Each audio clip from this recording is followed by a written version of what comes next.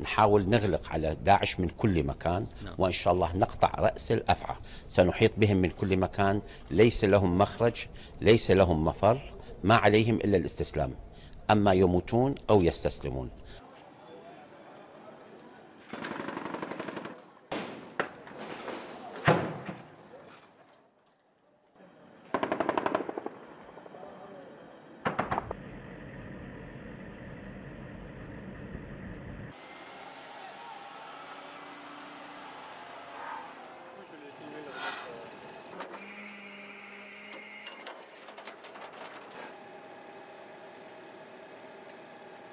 L'apport spécifique des canons français au sein de la coalition est apprécié au regard de la puissance de feu qui est amenée, de la portée de nos canons qui est très intéressante et de sa très grande précision.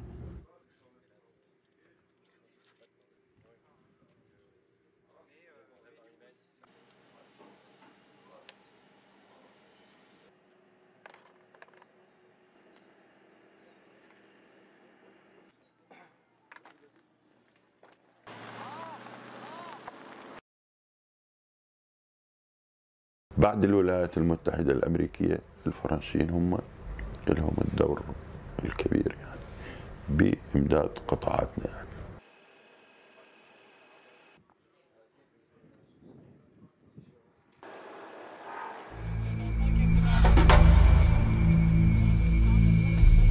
وبمشاركة فعالة لوحدات حماية الشعب نزف لكم بشرى بدء حملتنا العسكرية الكبيرة من أجل تحرير مدينة الرقة وريفها من براثم قوات الإرهاب العالمي الظلامي المتمثل بداعش.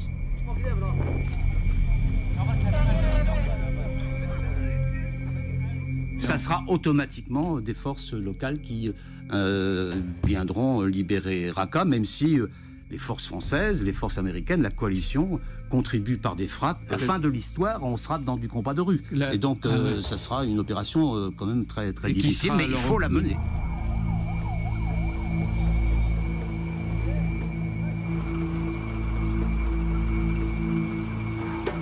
Du terrain autour de ces derniers fiefs, avec sur le front syrien l'avancée des forces arabes kurdes vers Raqqa et le début d'une guérilla urbaine dans les quartiers est de Mossoul en Irak.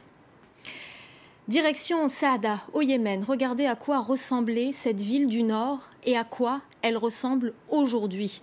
Bastion des rebelles Houthis, elle est la cible incessante de la coalition sunnite conduite par Riyad.